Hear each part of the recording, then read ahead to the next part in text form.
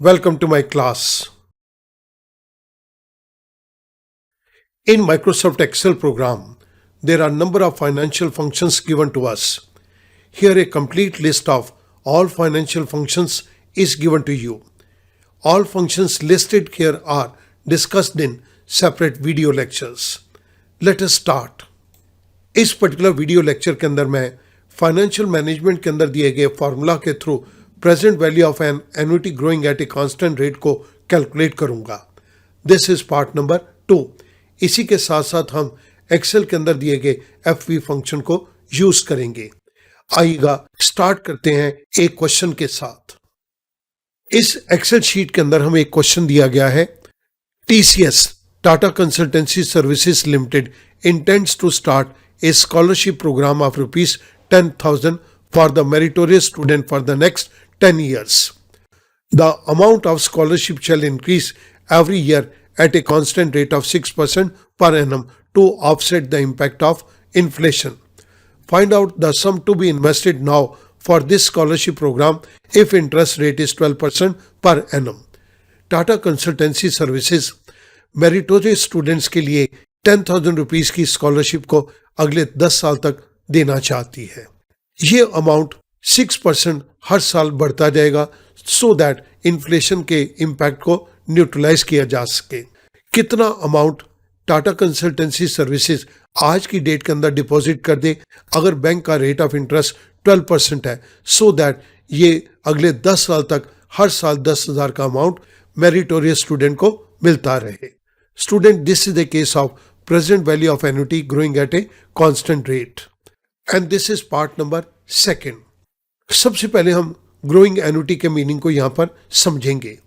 A finite series of periodic cash flows which grows at a constant rate per period is known as growing annuity. एक annual amount जो कि हर साल एक particular rate के साथ increase हो रहा हो उसे हम नाम देंगे ग्रोइंग एन्युटी. इस पर्टिकुलर क्वेश्चन को मैं दो ढंग से सॉल्व करूंगा. One with the help of mathematical formula given in the financial management and second with the help of Excel function FV. Financial management के अंदर present value of an annuity growing at a constant rate को calculate करने के लिए एक formula दिया गया है. इस पर्टिकुलर फार्मूले के थ्रू हम अपने प्रॉब्लम को सॉल्व करेंगे. सबसे पहले मैं इसके अंदर दिए गए कंपोनेंट्स को आपको एक्सप्लेन कर देता हूं. CF it is 10,000 rupees. It is the cash flow at the end of first period. G1, it is 6%. It is the constant rate of growth in annuity amount per period. जो हमारा 6% का inflation है उसको offset करने के लिए हमने इस 6% को लिया है. N is the number of period in annuity which is 10 years. R is the rate of interest which is 12%. इन कंपोनेंट्स के बेस के ऊपर अब मैं इस पर्टिकुलर फार्मूला को सॉल्व करूंगा. This is equals to parenthesis start CF. This is the cash flow at the end of first period तो मैंने यहां पे C9 दे दिया. This is divided by R minus G1. इसके लिए मैं पेरेंथेसिस को स्टार्ट कर रहा हूं. C12 minus G1 C10 parenthesis close. Second parenthesis को भी मैंने क्लोज कर दिया. हमारे ये वाला पार्ट पूरा हो गया. This is multiplied by parenthesis start. अब मैं इस 1 माइनस को ले रहा हूं. 1 माइनस अगेन पेरेंथेसिस स्टार्ट. मैंने दो पेरेंथेसिस को यहां पे स्टार्ट किया है. First is for 1 plus G1. 1 plus G1 is 6%. Parenthesis close. अब मैं 1 प्लस G1 को डिवाइड करने जा रहा हूं 1 प्लस R के साथ. This is divided bye parenthesis start 1 plus R parenthesis close. But student देखिएगा मैं ये पूरे का पूरा पार्ट क्लोज करना चाहता हूं तो मैंने एक और पेरेंथेसिस दे दिया. This is raise to power. Raise to power के लिए मैंने कैरेट का सिंबल दिया और n के लिए मैं नंबर ऑफ पीरियड्स दे रहा हूं. This is C11. अब मैं ये पूरे के पूरे स्ट्रेट ब्रैकेट को क्लोज कर रहा हूं. आई प्रेस एंटर. जैसे मैंने एंटर प्रेस किया मेरे पास एक वैल्यू आ गई 70,565 रुपीज 83 पैसा. आज की डेट के अंदर टाटा कंसल्टेंसी सर्विसेज इस अमाउंट को बैंक के अंदर डिपॉजिट कर दे तो अगले 10 साल के अंदर वो हर साल 10,000 रुपीज़ की स्कॉलरशिप मेरिटोरियस स्टूडेंट को डिस्ट्रीब्यूट कर सकती है अगर बैंक का रेट ऑफ इंटरेस्ट 12% है। We use this particular formula here.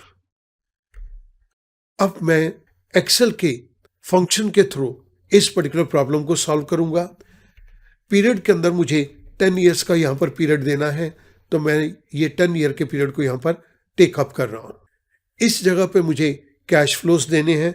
This is equals to 10,000, तो मैंने C9 का रेफरेंस दे दिया। हर साल इसके अंदर 6% का अमाउंट बढ़ेगा। This is equals to N4 multiplied by, अब स्टूडेंट मुझे यहाँ पर 6% का इंक्रीज करना है, तो मैंने पेरेंथेसिस स्टार्ट किया 1 प्लस, इस जगह के ऊपर मुझे 6% रेट ऑफ इंटरेस्ट देना है which is our inflation offset rate. Student मैं इसको F4 प्रेस करके लॉक कर रहा हूं। जब मैं इसे ड्रैग करूं तो इसका रेफरेंस चेंज ना हो। आई क्लोज पेरेंथेसिस, आई प्रेस एंटर। फर्स्ट ईयर हमारे पास 10,000 अमाउंट था, सेकेंड ईयर के लिए अंदर हमें अमाउंट 10,600 का चाहिए। इसी तरह से मैंने 10 ईयर्स के लिए जो अमाउंट चाहिए उसको कैलकुलेट कर लिया। ये अमाउंट हमें over a period of time चाहिए। जिस पर्टिकुलर फॉर्मूले को हमने यहाँ पे यूज़ किया है वो मैं आपकी रेफरेंस के लिए राइट साइड के ऊपर दे रहा हूँ। साथ में इसकी मैं इंटरप्रिटेशन दे रहा हूँ। Increase in cash flow at 6% constantly, हर साल 6% का इसके अंदर इंक्रीज हो रहा है। नाउ इन सभी वैल्यूज को अब मैं नेट प्रेजेंट वैल्यू के थ्रू कैलकुलेट करूंगा। Equals to NPV, rate is 12%, C12 comma, values के केस के अंदर मैं ये सारी वैल्यूज को दे रहा हूं। Parenthesis close, I press enter. Student आप नोट कीजिएगा, we got the same value here. It means Tata Consultancy Services Limited 70,565 rupees 83 पैसा अगर ये आज की डेट के अंदर बैंक के अंदर डिपॉजिट कर देती है तो अगले 10 साल तक स्टूडेंट्स को 10,000 रुपीज का स्कॉलरशिप मिलती रहेगी, जिसके अंदर बैंक का rate of interest 12% per annum है। स्टूडेंट हमने इस पर्टिकुलर प्रॉब्लम को दो तरह से सॉल्व किया है, एक फाइनेंशियल मैनेजमेंट के अंदर दिए गए फॉर्मूले के थ्रू और दूसरा NPV मेथड के through. I hope that now this type of question will become easy to you now. Thank you very much.